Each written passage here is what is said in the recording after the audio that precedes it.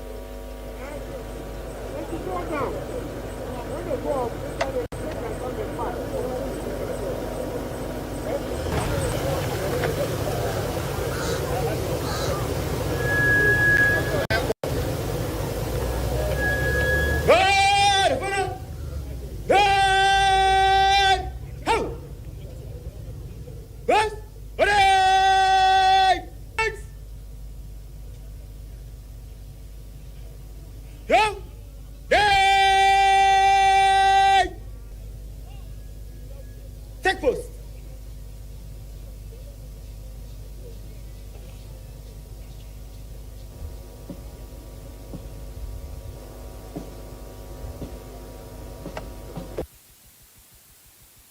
Quick, march. Quick, march.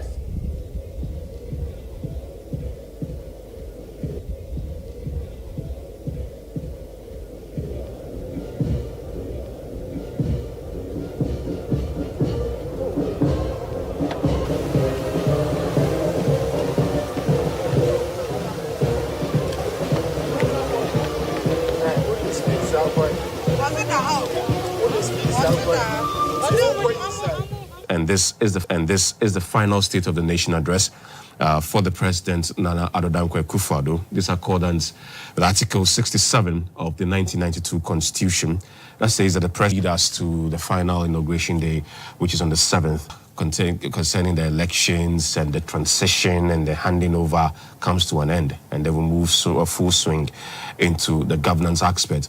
Zato, who is the analyst. So in your shot now, you're seeing members from the majority side and, of course, the minority side to interacting. And it came crashing because we were in their personal political interests, and then they will carry national, but it never happened. Yes. So we saw that the deadlocks in parliament, their inability. Look, it has been this normal simple thing, but it never happened. It was supposed to happen somewhere September, October. It never did. So that is why probably, look, I would say that maybe it fed into the way Ghanaians voted. To say that rather, because the blame shame was good enough, and that there were times when we all know that the simple common business of government was upheld. And most of it was because of partisan interest. So that is why probably the Ghanaians decided, you know what, for this particular time, this one, we're just going to go and give it to one person. So that now we which then becomes again the rubber stamp we didn't want. Thank you. So but maybe the voters have chosen that, look, we prefer this rubber stamp to the other one. Okay. Because then it's clear, it's easier for us to understand. Most of the MPP MPs, now, to an extent, the accountability measures they did and how they were able to keep the government accountable were also there. They were also there. Everything just ship it to parliament or pass, ship it to parliament or pass. Yeah. But this time the position was wavering. Some appointments were not made because they think they didn't have what it takes to get them across. Not pass parliament. That's a good thing. It means that they don't have to go back, either make it better or do it so. And some of the changes. So for me, the 8th Parliament had its low thought.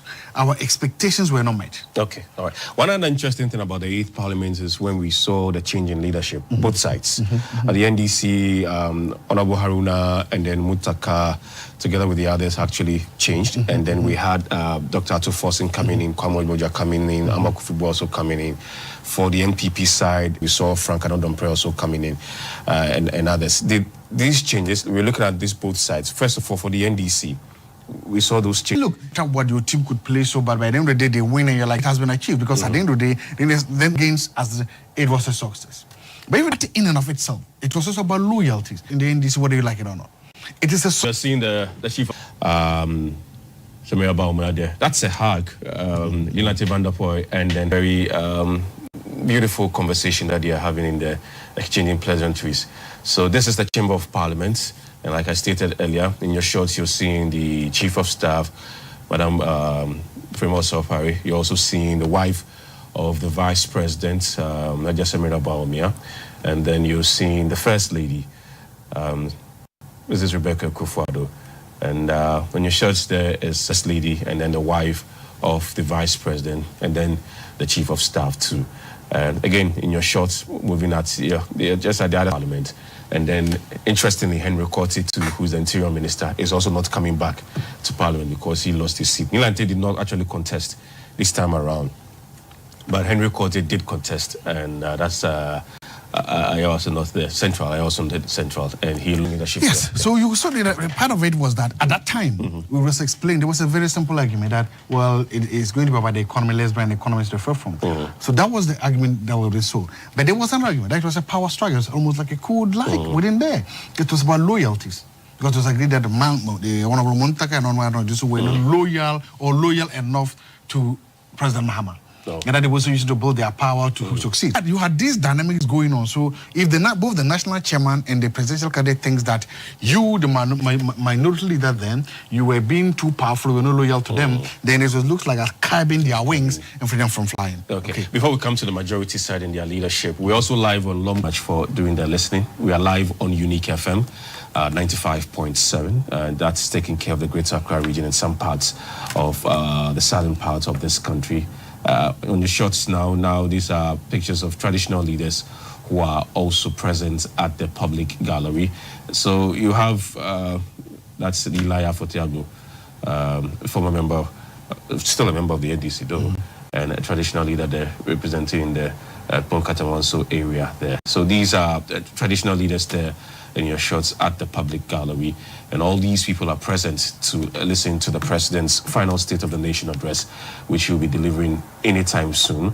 And these are members, of course, of the diplomatic corps also present at the public gallery. Yes, so for the majority side, we also saw the veteran, Chairman Sabonsu, making way for Alexander Penyomagi. It was a very interesting switch because with his experience, I mean, Chairman Sabonsu, the expectation was that he was going to stay. Yes. So now, the switch in the majority side was political, pure political. Okay. Because remember, the MPP runs north-south, south-north, coast kind of arrangements. If the presidential candidate is, let's say... Speaking of the switch, I mean, you can see also Chairman Sabonsu there talking to Asenso Boachi, who's the Minister for Roads and Highways. You also have Patrick Boama, and there's also the Attorney General there behind them. Adjoa Safo seated, and these are sides of the majority side. And as we speak, the President is gradually making way into the chamber. The President is making way into the chamber now. We're also live on Facebook, which is Scanner Broadcasting Corporation, and then GTV. So we are getting you live from all angles that you can actually think of, on television, on radio, and then, of course, on the internet. And I would say that it's the biggest coverage we're giving coming from the Ghana Broadcasting Corporation. In a short time, the Speaker of Parliament, and there's also the Vice President there, followed by the President. It's an exchange of hug there coming from Adjoa Safo, and then... the MPP, so the moment you had His Excellency Dr. Baumia from the North, you had his running mate, Honorable Matthew Poku from Ashanti, it became redundant to then have another Ashanti speak. North, South, Coast, as their ticket going forward. And that was, and also remember then, Honorable Osei was also moved to the campaign. He was playing, because he was the chairman of the manifesto committee and one of the co-chairmen of the campaign itself. So it was also to free him and give him a chance so that he could play a bigger role in the campaign. As the president, he's entered the chamber now, exchanging pleasantries. Earlier, he just spoke with the former First Lady, Nana Akufo-Addo, and then the former President John Akufo-Addo also present there at the chamber. The president is now about to take his seat. Obviously, in that presidential seat, in your shot now is the vice president. So what we have here from my right, you have the vice president, and then there's the Speaker of Parliament who's in white. And then next to the Speaker of Parliament is the president who will take the middle seat. And then right after the president, to my left and to your right, who is watching us, is the Chief Justice, and now the national anthem. Can we talk? Outside anthem.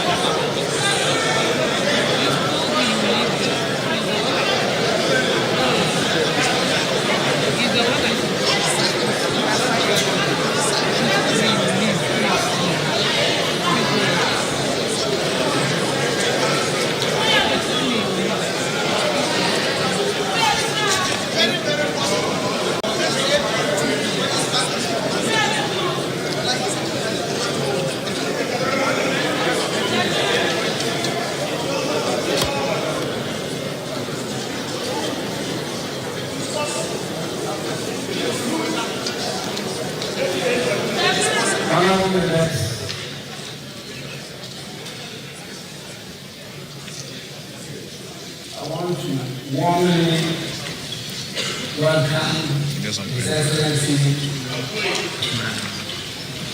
Nana Akufo-Addo, President of the Republic of Ghana, and the Commander-in-Chief of the Ghana Armed Forces to the House.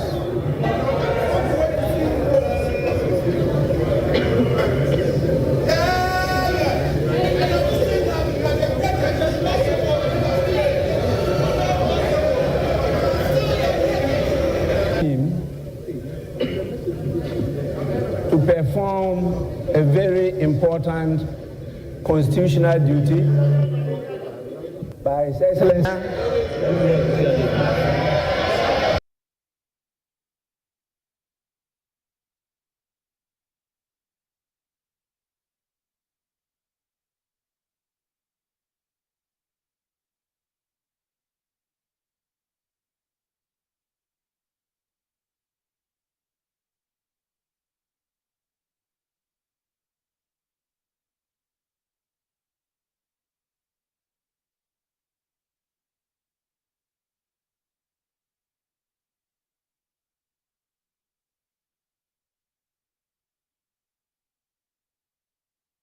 Excellency the President, Her Excellency Rebecca Akufo-Addo.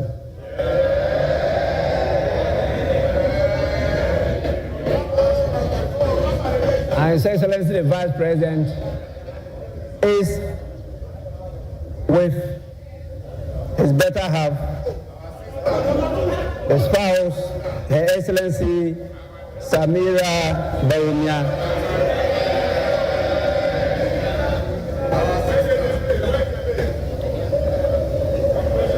And I have with me my wife,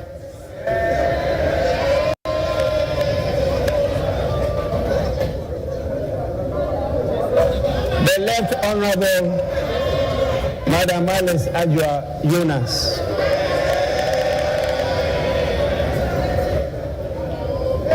Her Excellency, our leadership, the Chief Justice, is accompanied by her spouse, Mr. Francis Okunu.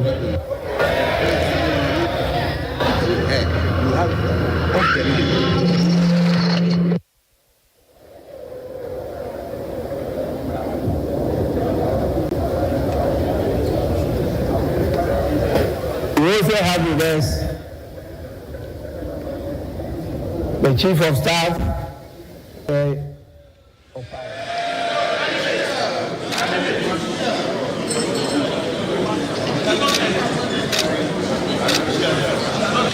joined by the chairperson of the Council of State, by his ably represented our own veteran politician, lawyer, the person of Mr. Sam Okudzato, Senior Advocate of Ghana.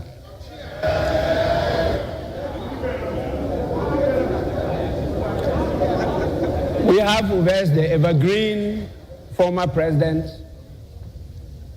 His Excellency John Ajekum Kufuor.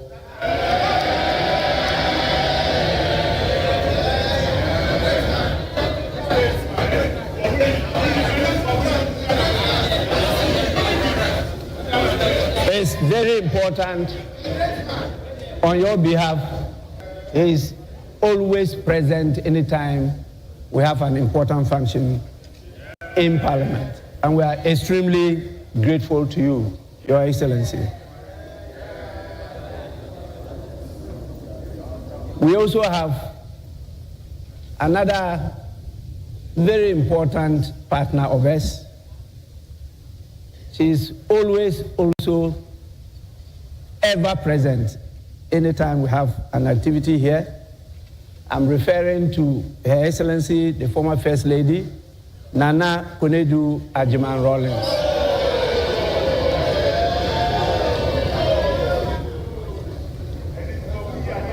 And we have with us here almost all members of the diplomatic corps that are here with us, and definitely you can see them at the important visitors public gallery.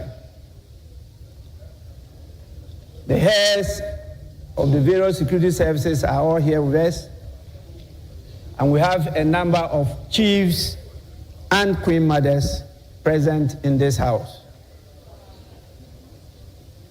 We are blessed with the presence of our religious leaders who actually keep us healthy by always praying for us and making sure that the blessings and favor of the Almighty God remains with us forever and ever. With this, I'll now proceed to invite His Excellency, the President of the Republic of Ghana, to deliver his message on the state of the nation. Your Excellency, you may do so now.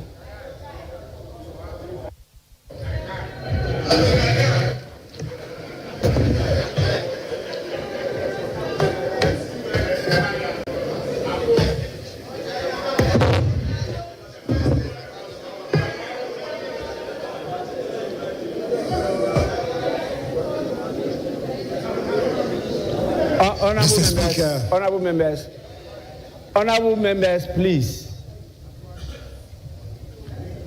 This is a very important occasion, and you are in the house we refer to as August House, House of Honor and Dignity.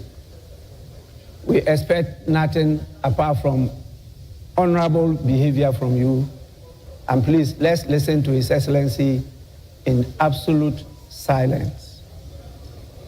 I thank all of you for your compliance. Mr. Speaker, as my constitutionally mandated period as President of our country nears its very end, I come before this august House to perform my last official public duty. I'm grateful for the opportunity to give an accounting of my time in office, spell out the highlights of the state of our nation, and place on record the Ghana I'm handing over to my successor. In accordance with protocol and convention, it is good to see that my wife, First Lady Rebecca Akufo-Addo, Vice President Mahamadou Bawumia, Second Lady Samira Bawumia, the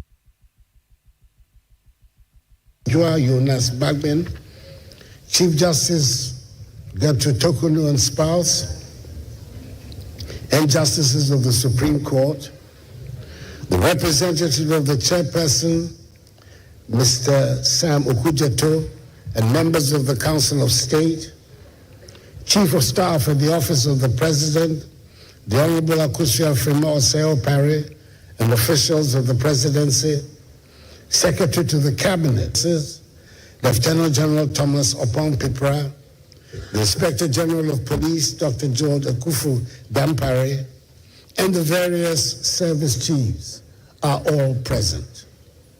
The Speaker, the House is also duly honored by the welcome attendance of the former President of the Republic, John Ajikun Kufuor, former First Lady Nana Konadu Agyemang-Rawlings, and the Dean and members of the Diplomatic Corps. Mr. Speaker, before I commence my message on the state of the nation, I want to put on record that I am deeply saddened by the devastating fire at Kantomanto Market, which took place yesterday, and has left many traders and their livelihoods in ruins.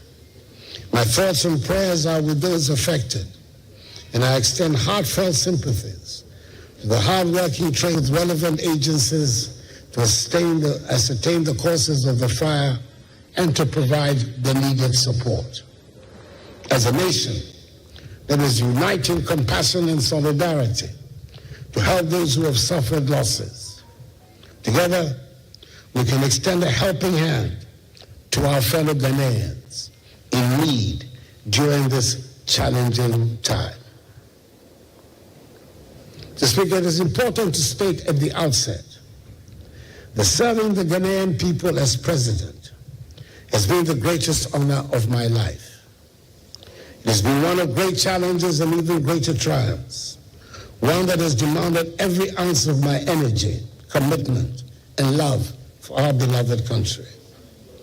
My vision has always been to see a Ghana that is self-reliant, prosperous, and united, a beacon of hope, democracy, and opportunity in Africa and beyond. That vision remains undimmed, and I'm confident that the strides we have made together will propel Ghana to even greater heights. Mr. Speaker, the first responsibility of a government is the safety and security of the state and its people. I'm happy to report that our country's territorial integrity is intact and all our borders are secure. In a neighborhood of widespread instability, it is no longer an assumption that we can make that our land will be safe and secure. Ghana, by the grace of God, remains the only country in the neighborhood that has not fallen victim to terrorist violence. It has taken a lot of concerted effort, and dare I say a lot of money, to enable us to protect our country from the ravages of the variety of terrorist groups operating and destabilizing other countries in the neighborhood. I wish to pay great homage to the security services and their ministerial leaders for the work they do every day to keep us safe.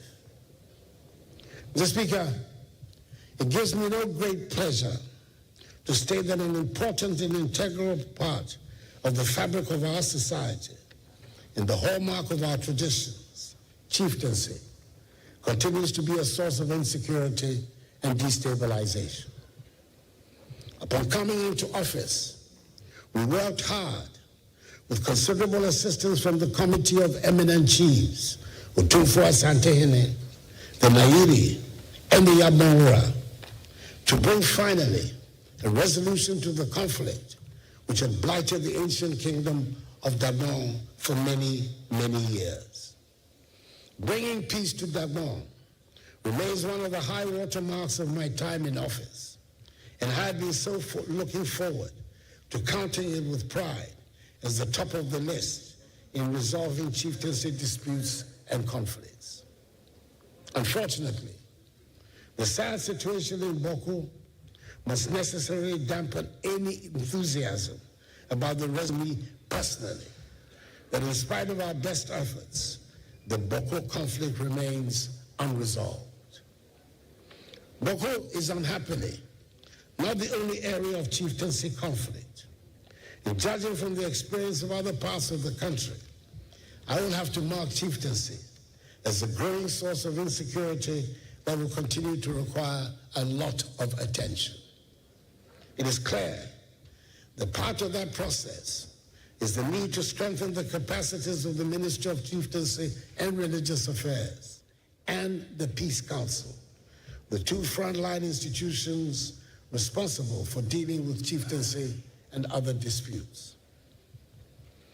Mr. Speaker, in my inaugural speech at my swearing in my first term on 7th January 2017, and early on in that term, I made a public commitment to tackle galamsey, the phenomenon that had been ravaging our environment and destroying our lands and water bodies in the pursuit of mining our gold.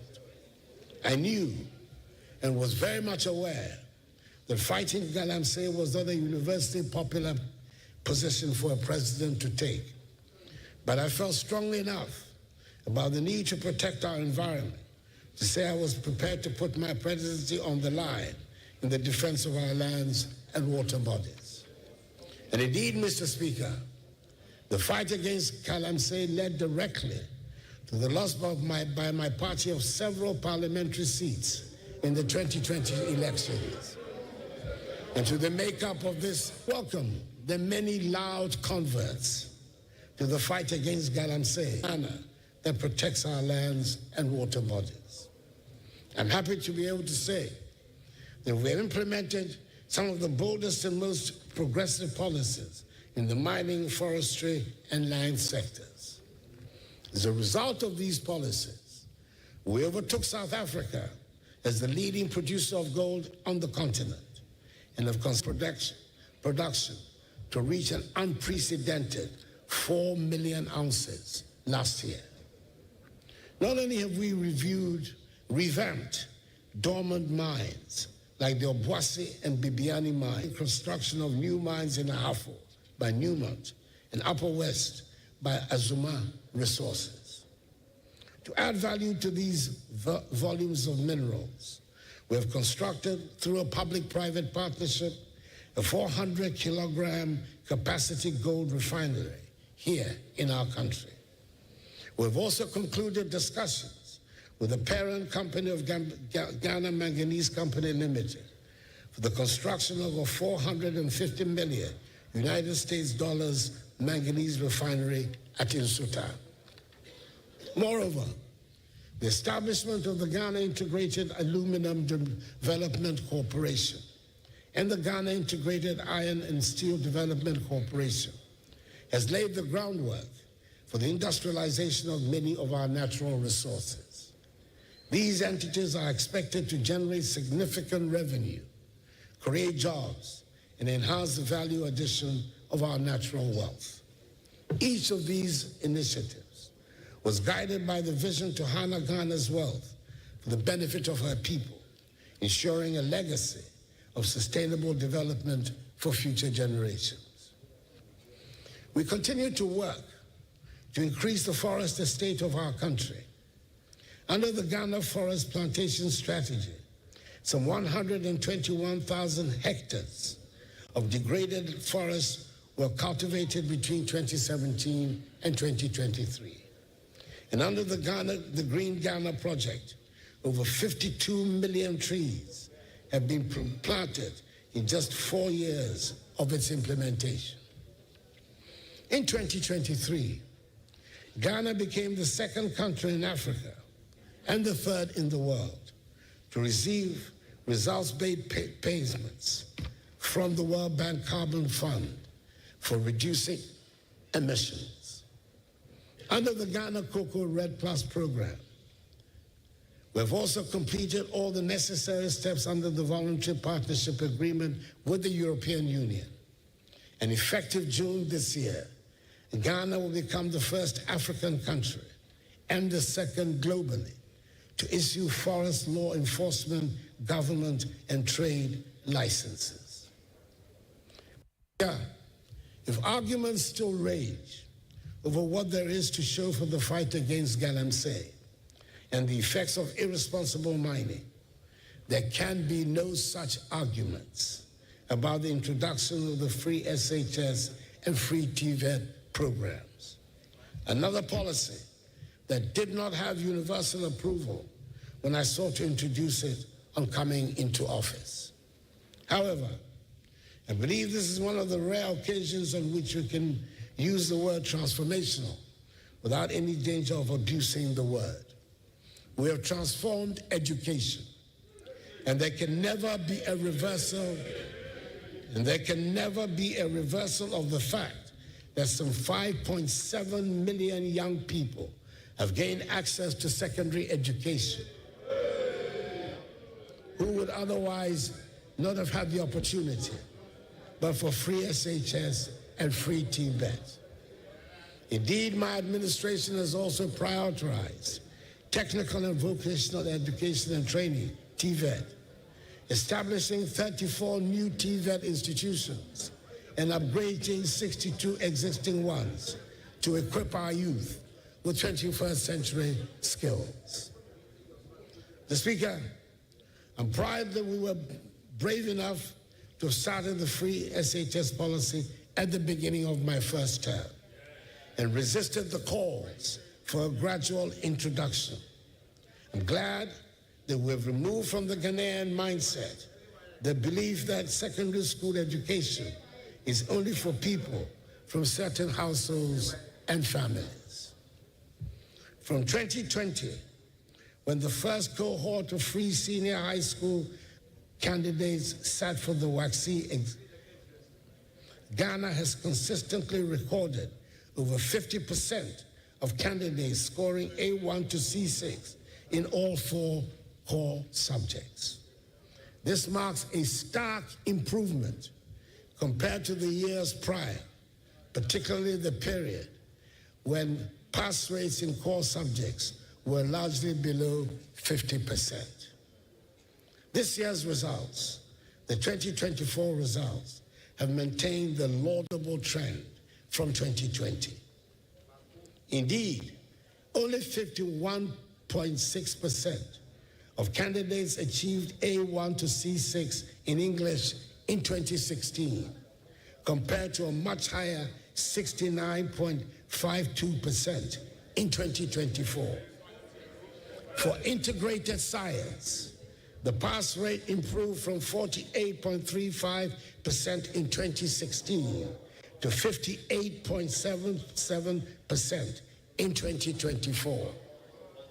Mathematics demonstrated the most dramatic progress, rising from a mere 33.12% pass rate in 2016 to an impressive 66.86% in 2024. Social studies followed a similar trend, improving from 54.55% in 2016 to 71.53% in 2024. Moreover, the 2023 WACC results stand out as the best in the history of the examination. No amount of shouts will displace data. It will not happen. The data is there.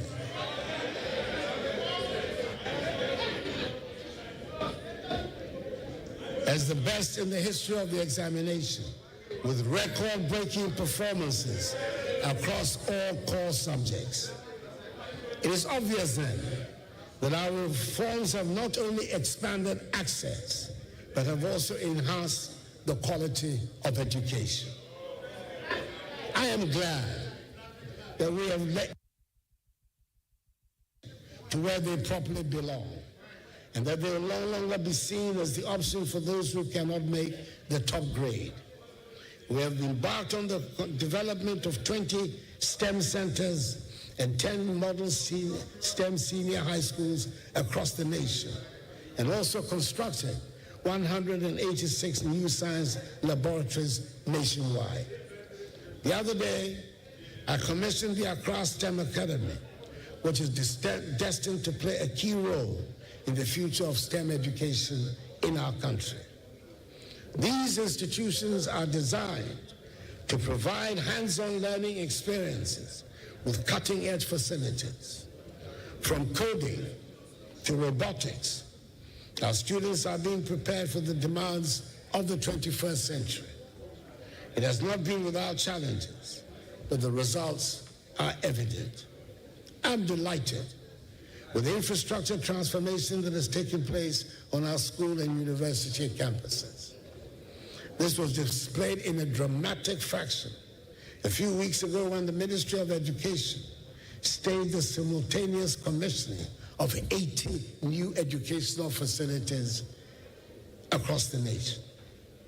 I do not suggest that we have finished what we set out to do, but we have certainly established what a kindergarten is supposed to be like.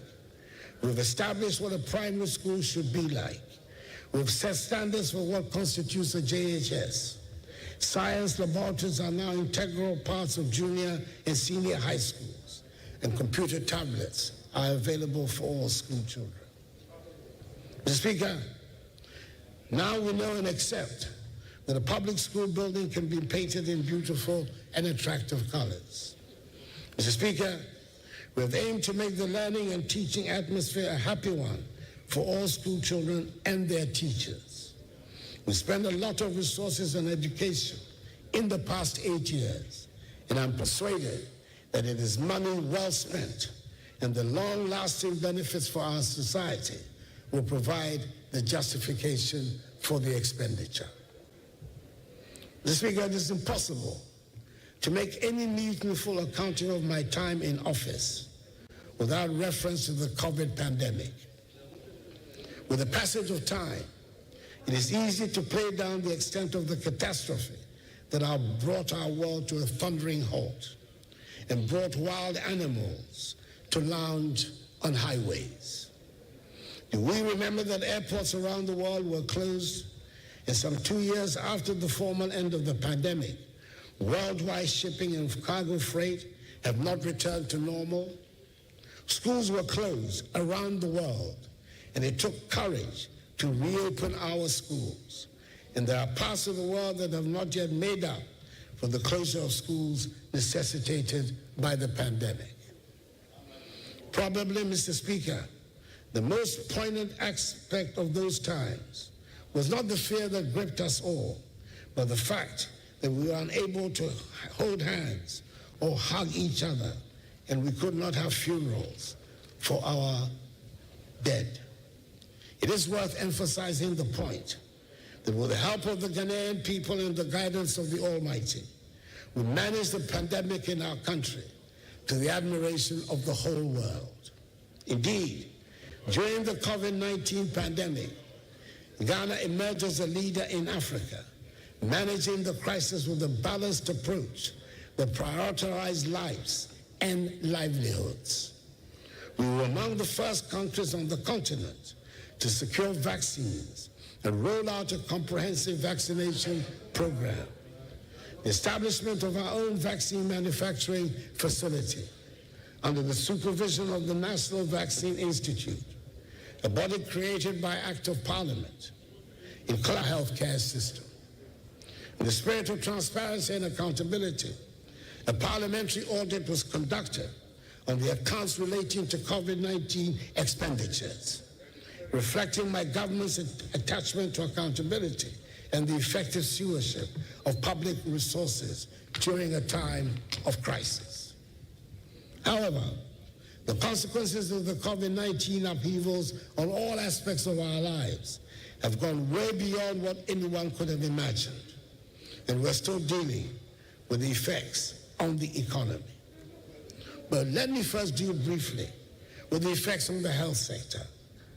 This pandemic showed up some of the alarming shortcomings of our health delivery system, and we have strived to seek remedies to ensure that we're reasonably prepared to meet the next emergencies. The most important intervention is the Agenda 111 project we have embarked upon that aims to place a hospital in every district. Out of the 101 district hospitals and 2 psychiatric hospitals on the project list, there are 99 district and 2 psychiatric hospitals where contractors are deployed and work is in progress. I had hoped that construction would be completed on all of them, but that, alas, was not to be. I'm pleased to report that on December 5th, I had the utmost pleasure to commission 3 of the district hospitals. Progress of works on the other 98 active sites range from 5% for sites whose work commenced recently to 95% at other sites. I'm hoping that the incoming Mahama administration will ensure that the project is completed to put our health infrastructure on a sound footing. Furthermore, we launched the National Ambulance Services Revitalization Program, increasing the number of ambulances from 55 barely functioning ambulances to over 300, ensuring timely emergency response and saving countless lives. The strides in healthcare reflect our collective commitment to build a system that prioritizes the dignity, health, and well-being of every Ghanaian. Furthermore, we've revived the National Health Insurance Scheme, which at one point before I came into office appeared to be reverting to the days of cash and carry. The number of subscribers has risen from 10.6 million in 2016 to 17.9 million at the end of 2023. With the renewal of subscriptions being facilitated by a tap on the mobile phone and the scope of the scheme being broadened to include treatment for sickle cell disease, kidney dialysis, and childhood cancers. Mr. Speaker, our economy took a bigger hit from the COVID-19 pandemic and ensuing consequences than had been anticipated. And in 2021 and 2022, we were in unaccustomed trouble. Our economy, which in my first term had been widely acknowledged to have performed creditably, marked by the longest period of single-digit inflation, 7% average GDP real growth rate, and strong external balances, was on its knees. The government's difficulties in parliament, with the slimmest of majorities, gave the impetus to the international rating agencies to trash us on their assumption that we would struggle to get financial policy measures passed through the legislature. We faced the problems we encountered with equanimity, took a deep breath, and decided to apply for an IMF-supported program, dubbed Post-COVID-19 Program for Economic Growth, PCPEG, in the middle of 2023. The implementation of the program so far has gone well, even as it has been challenging. We have passed successfully through 3 successive reviews of program implementation by the IMF board, with the most recent review approved on 2nd December 2024, leading to the disbursement of $360 million United States dollars. The fund has therefore disbursed a cumulative $1.9 billion United States dollars to date. At the moment, I'm able to say with confidence that the crisis is over, and that the economy has recovered strongly and faster than projected.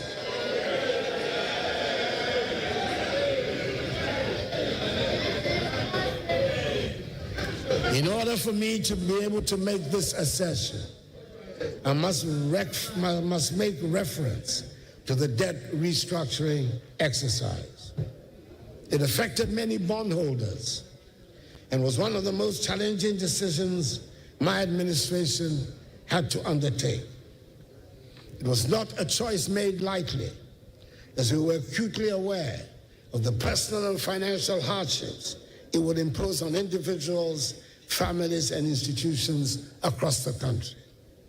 Many citizens had invested their hard-earned savings, and we fully understood the pain and sacrifices this exercise demanded. However, it became evident that without such bold and decisive action, our economy would have faced an even greater crisis with far-reaching consequences for every Ghanaian. This restructuring was essential to address unsustainable debt levels and to create the fiscal space needed to stabilize the economy and lay the groundwork for future growth. It was critical in ensuring that Ghana could meet her financial obligations, regain the confidence of international and domestic investors, and restore our economic credibility. Through the resilience and understanding of the Ghanaian people, coupled with the strategic measures we implemented, we have been able to chart a path towards the recovery that is underway. Today, we're witnessing the positive outcomes of the painful but yet necessary exercise. The economy is rebounding strongly. Our fiscal position is more stable, and our debt sustainability has significantly improved. These developments have provided a solid foundation for sustained growth and development, ensuring that the sacrifices made by bondholders and other stakeholders will not be in vain, but rather the basis of Ghana's economic revival. Mr. Speaker, the country is not broke, as some propagandists want us to believe. We're handing over the country with gross international reserves of almost $8 billion United States dollars.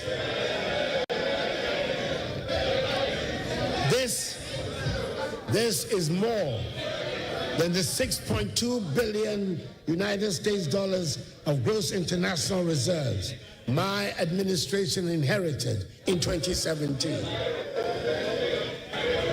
Economic growth. The noise will not shut out the statistics. And I intend to put the statistics on the record of Hansard, no matter the amount of noise.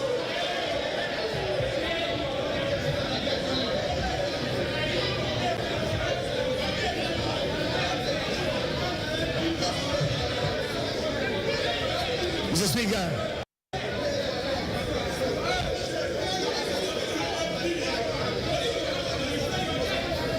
Mr. Speaker, economic growth. Honorable members, the level of interruption is high. Please, honorable members,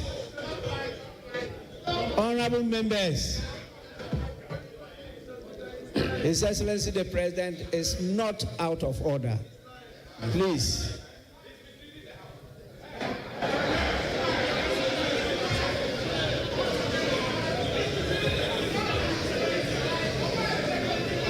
Honorable members, your statistics might be different from his, but that doesn't mean he's misleading the House. He is in order. Please, Your Excellency, continue. Mr. Speaker, the statistics cannot be different. There's only one set of statistics that there is. It cannot be different.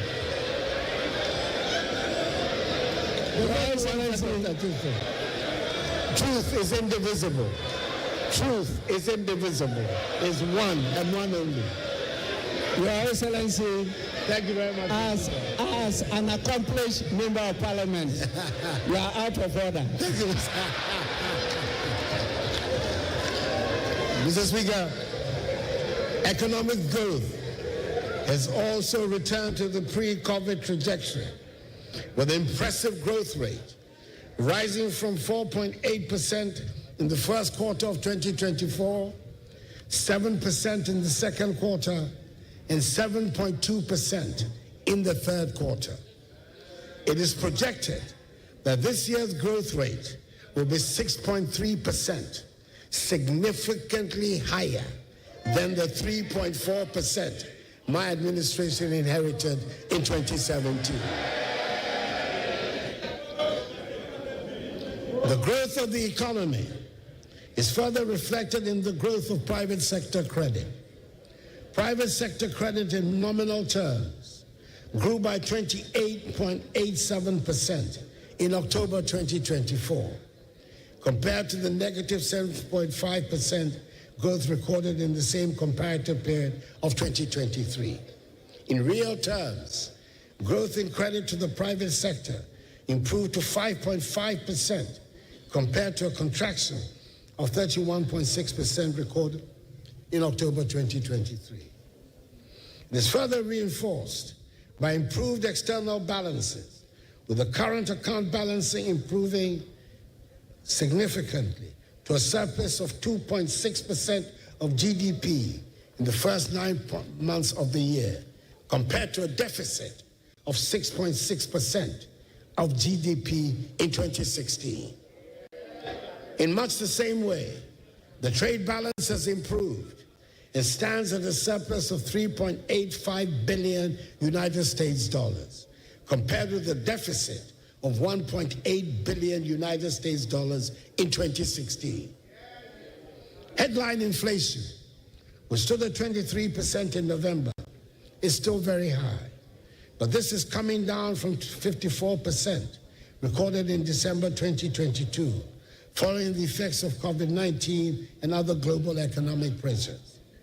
Encouragingly, food prices have also begun to decline, bringing some relief to households and contributing to a reduction in the overall cost of living. Government has implemented significant measures to address the hardships that accompanied the economic difficulties.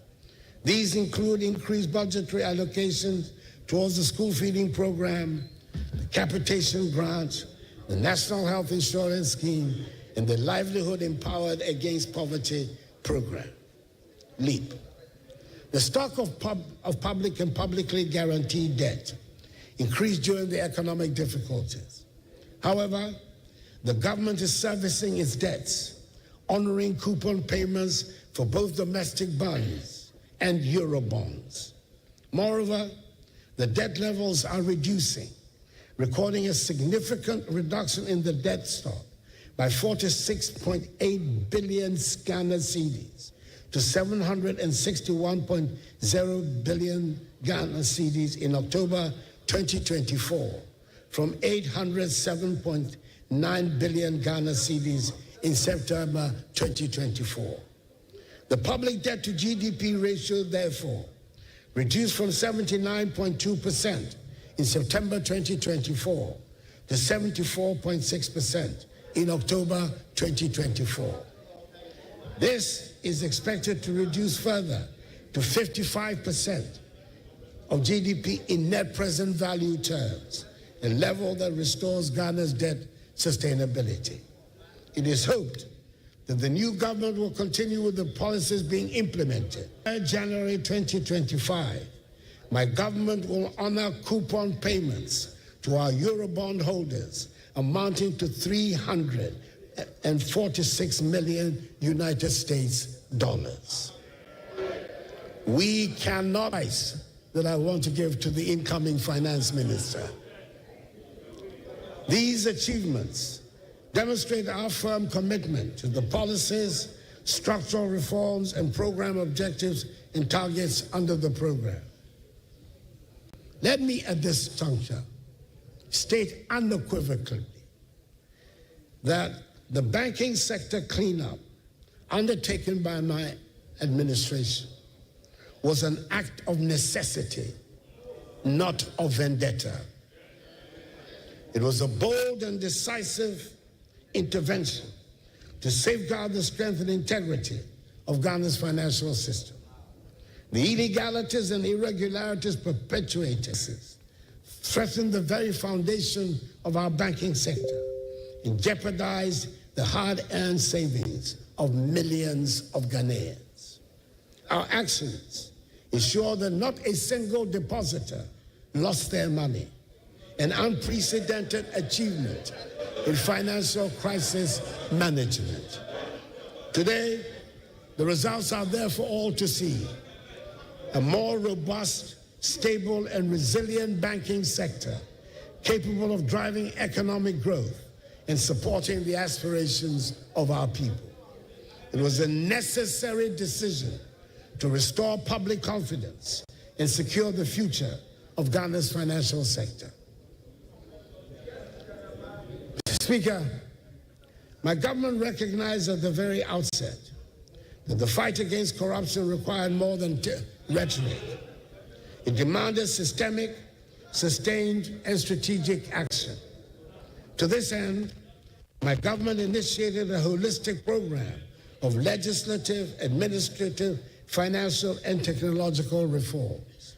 Indeed, one of my most satisfactory moments as president was when we established the Office of the Special Prosecutor. For me, this was not just another government office. It was, and still is, a symbol of our determination to tackle corruption head on. I wanted Ghanaians to know that no one, no matter their rank or status, would be above the law.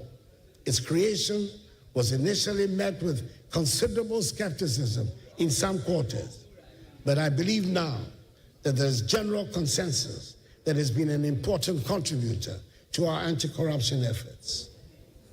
During my first term, we passed the Witness Protection Act in 2018, creating a framework to safeguard individuals who cooperate with law enforcement, especially in corruption cases. Furthermore, the Criminal Offences Amendment Act 2020 elevated corruption from a misdemeanor to a felony, with harsher penalties of 12 to 25 years of imprisonment.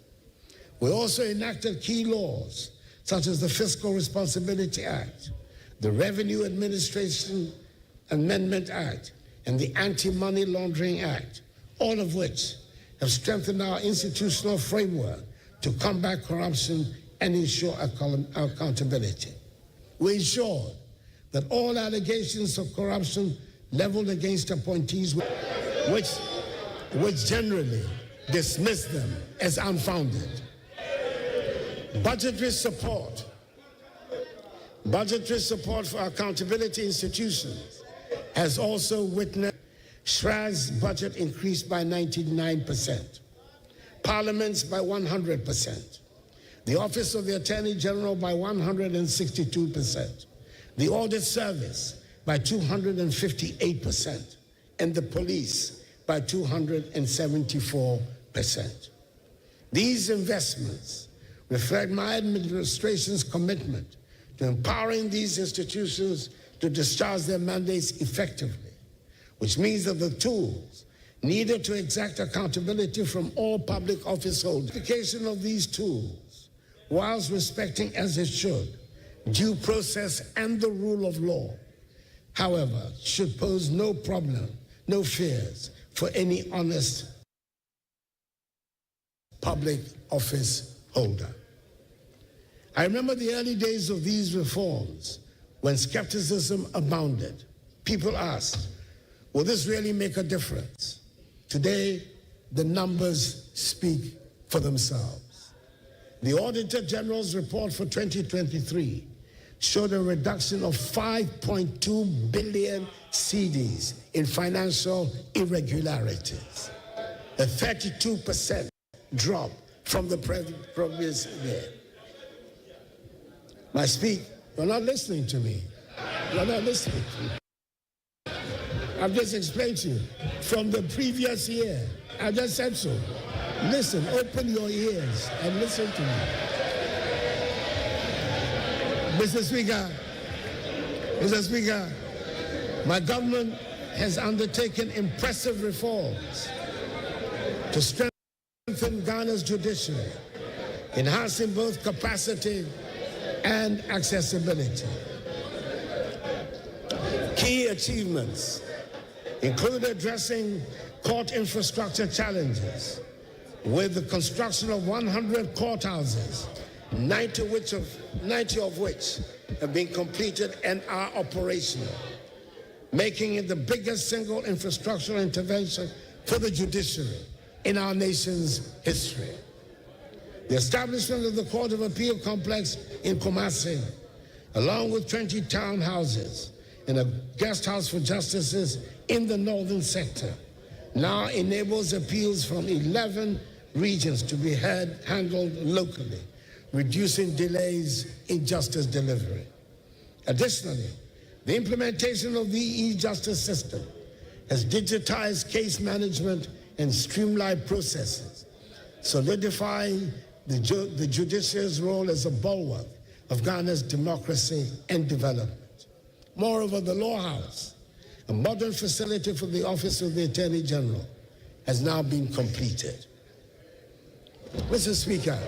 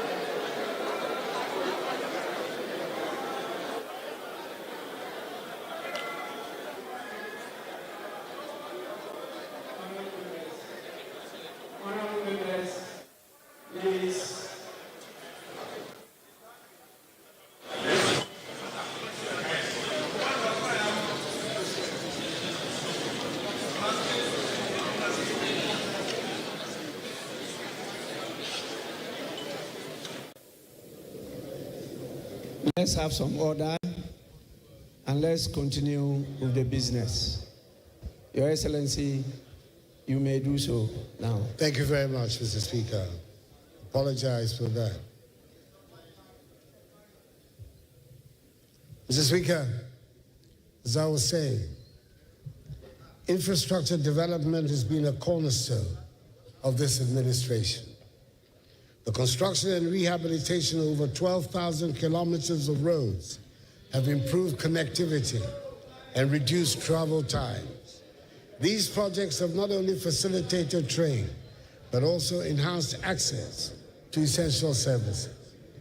It is fitting, therefore, to acknowledge that this administration has constructed more roads and interchanges than any other in our nation's history. In the Greater Accra region alone, we have completed the Pokwase Interchange, Tema Motorway Interchange Phase 1, Obechebi-Lamte Interchange Phase 1, the East Legon Underpass, and recently, the Flower Pot Interchange. Beyond Accra, we have also delivered the first ever interchanges in the Eastern region at Sohum and in the Northern region at Tamale. Each of these projects tells a story of commitment, foresight, in a Ghana that is continuously moving forward. There are 14 additional interchanges currently underway across Ghana, each at different stages of completion. In Greater Accra, we're building interchanges at Obechebi-Lamte Interchange Phase 2, Nungwa, Ajingrano, Bone Barrier, Pram Pram,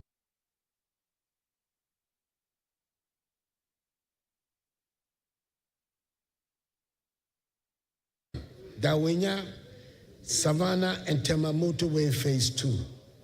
In the Ashanti region, ongoing projects include the Swami Interchange Phase 1, Anumanje, Makro, Magazine New Road, Ebusiakura and Abrepo, as well as the PTC Interchange in Takoradi in the Western region. These projects represent the scale of our ambition, a commitment to excellence and growth that knows no limits. Mr. Speaker, in aviation, we have expanded airports, including the construction of the Yakubu Tale International Airport in Tamale, the Prempeh I International Airport in Kumasi, the rehabilitation of the Sunyani Airport in Sunyani, and the completion of the Ho Airport in Ho. These projects position Ghana as a hub for regional air travel. Mr. Speaker, over the past 7 years, we have revitalized Ghana's railway sector, undertaking key projects to modernize and expand the network. Notable achievements include the rehabilitation of the 66-kilometer narrow gauge Western Line from Kojokrom to Takwa, the construction of a 22-kilometer standard gauge line between Kojokrom and Manso, and securing funding to extend the Western Line from Manso to Huni Valley, connecting to the port of Takoradi. Additionally, a 6-kilometer standard gauge line in Kumasi is underway, and the Tema Mpakadan line has been completed.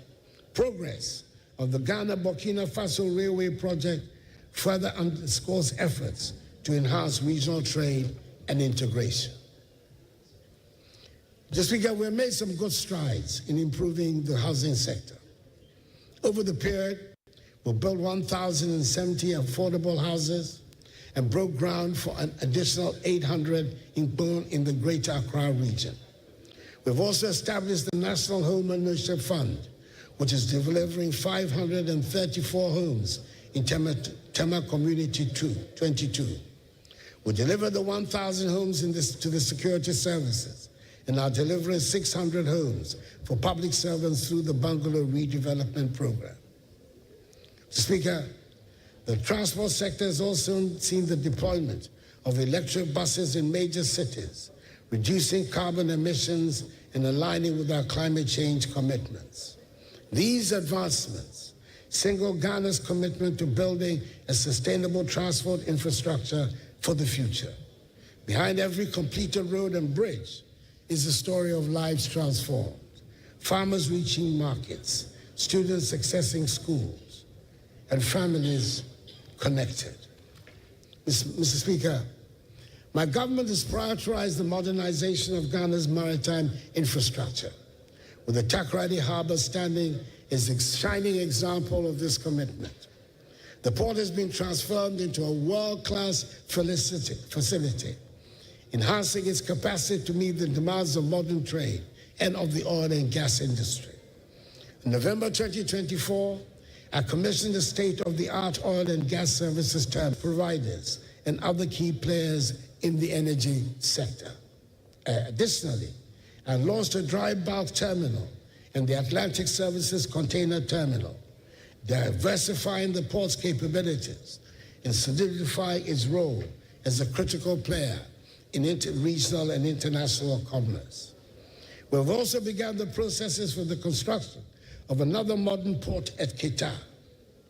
These efforts are positioning Ghana as a leading logistics and shipping hub in Africa, creating jobs, boosting investor confidence, and ensuring sustainable economic growth for our nation. Mr. Speaker, agriculture remains the backbone of our economy, and our investments in this sector have been transformative. Through the distribution of over 2.7 million bags of fertilizers and improved seedlings, we have increased crop yields and enhanced food security. For example, maize production increased by 110%, rice by 48%, and soybean by 150% between 2017 and 2023. The establishment of 140 agricultural mechanization centers and the rehabilitation of irrigation schemes have modernized farming practices and reduced dependence on rain-fed agriculture. The establishment of warehouse facilities under the One District, One House initiative has also helped reduce post-harvest losses by 30%. The net effect of these policies is that our agricultural GDP growth rate rose significantly from 2.7% in 2016 to an average of 5.7% in 2023. Our cocoa sector has also witnessed remarkable improvements, with productivity increasing from an average of 450 kilograms per hectare to 800 kilograms per hectare, making Ghana a leader in sustainable cocoa production. The living income differential policy, a policy agreed to by President Alassane Ouattara of Côte d'Ivoire and myself, under the aegis of the Strategic Partnership Agreement between our two countries, which is a fixed premium of 400 United States dollars per ton, added to the selling price of cocoa beans, irrespective of fluctuations in market prices, ensure that our hard-working cocoa farmers receive a fairer share of the global value chain, indeed, receiving the highest prices in the history of the cocoa industry in Ghana. We were told by the minority leader on the campaign trail and in the presence of the now president-elect that my successor will increase the price per bag of cocoa from the current 3,100 cedis to 6,000 cedis. Our farmers will be very happy when this pledge is realized. In the fisheries sector, Mr. Speaker, the construction of 12 landing sites and cold storage facilities across the coastal regions, along with the commissioning of the Jamestown Fishing Harbor and the Almina Fishing Harbor, has improved livelihoods and reduced post-harvest losses. These interventions have significantly boosted the incomes of our fisher folk and contributed to the sustainability of our marine resources. We have also enforced measures to combat illegal, unreported, and unregulated fishing, protecting our marine biodiversity for future generations, and proving the doubting Thomas wrong about our commitment to transforming the fisheries industry. Mr. Speaker, Ghana has made significant progress in expanding electricity access, with the electricity access rate increased to 88.85%, up from the 79.3% I inherited. In renewable energy, completed projects such as the 4 megawatt, together with a 100 megawatt solar PV under construction at Bui, and a mini-grid electrification program in Ada East, have advanced efforts to reach the 10% renewable energy target by 2030. Mr. Speaker, it is worth emphasizing that I inherited a nation plagued by doomsday, but I'm very happy to say that I leave office with the lights on.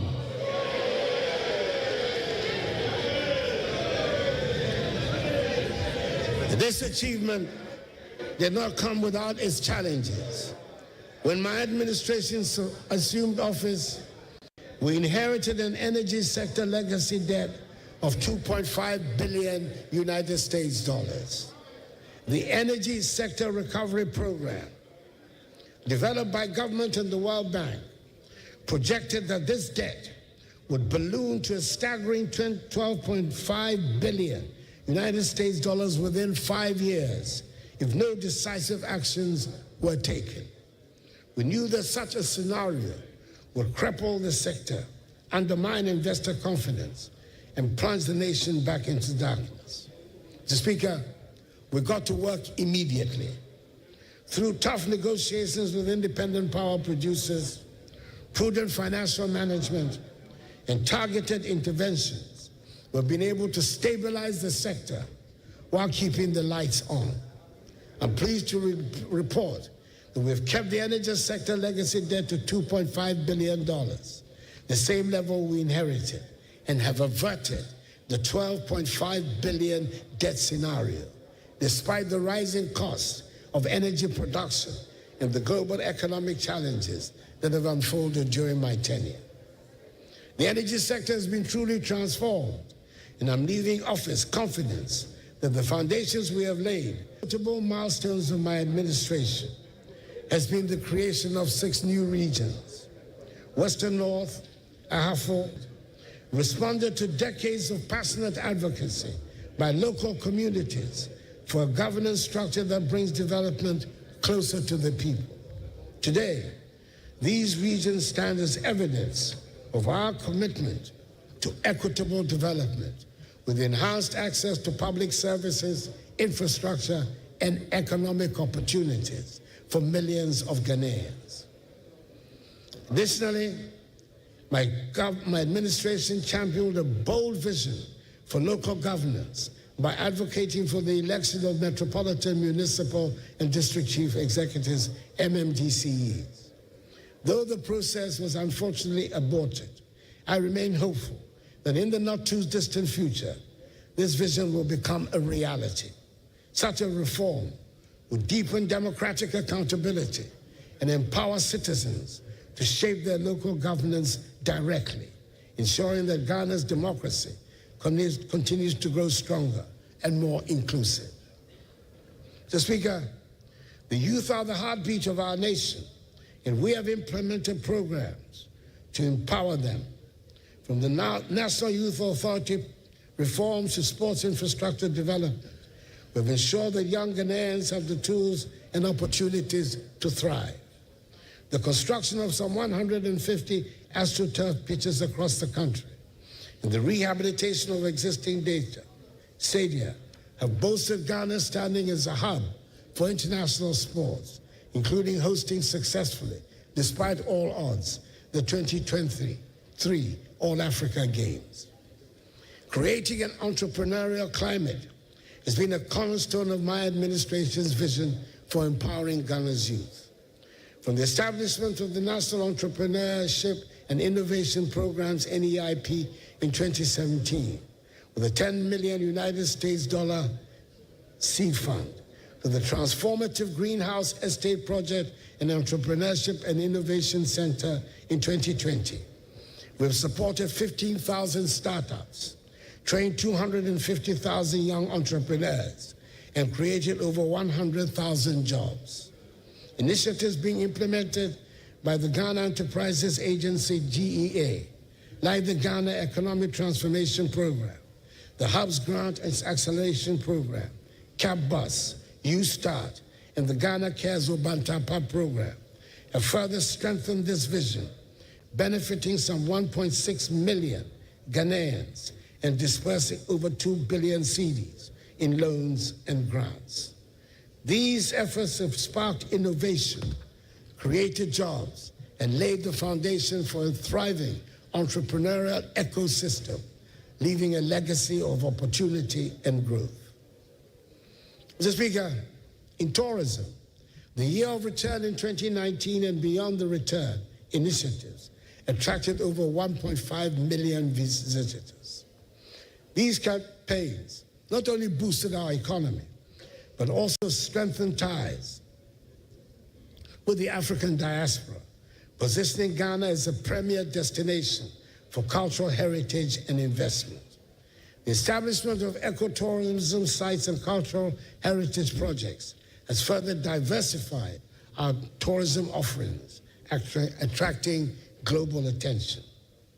One of the significant undertakings in this sector has been the renovation of the Kwame Nkrumah Mausoleum. This celebrated site, dedicated to the memory of our first president, Kwame Nkrumah, has been transformed into a world-class facility that honors his legacy and attracts visitors from around the globe. The renovations include modernized exhibits, improved infrastructure, and enhanced visitor experiences, ensuring that the mausoleum remains a symbol of Ghana's rich history and a source of inspiration for generations to come. As visitors walk through the mausoleum, they are reminded of the sacrifices and vision that built the foundations of our nation.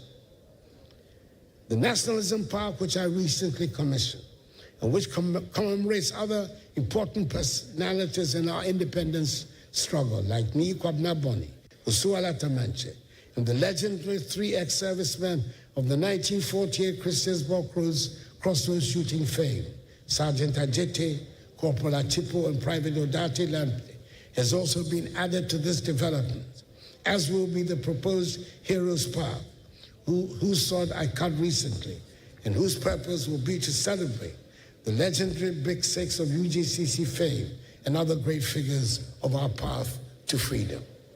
Mr. Speaker, our security forces have been equipped with modern tools and training to safeguard the nation.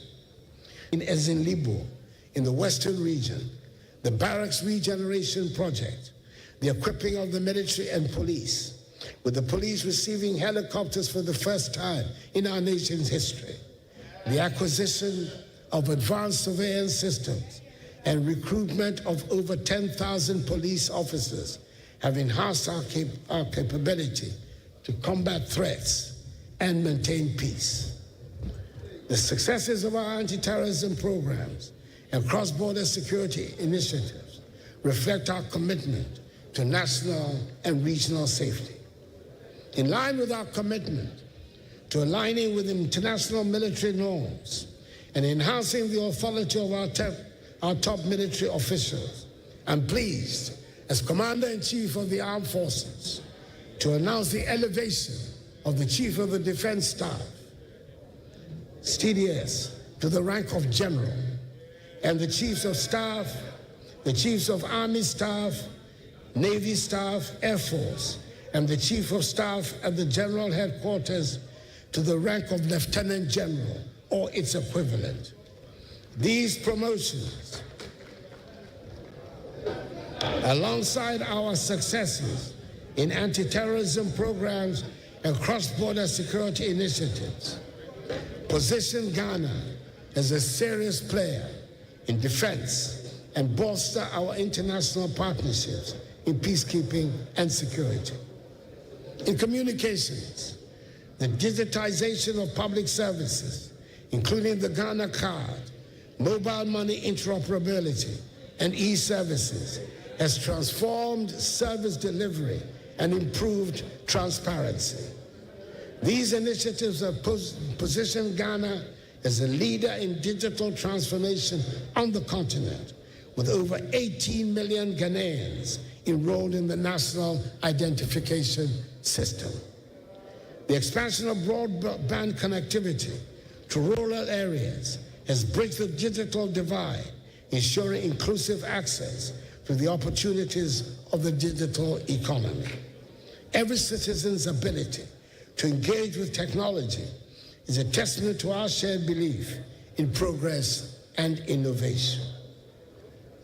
Mr. Speaker, we have tried to make real many of the slogans that have dominated our public discourse since independence.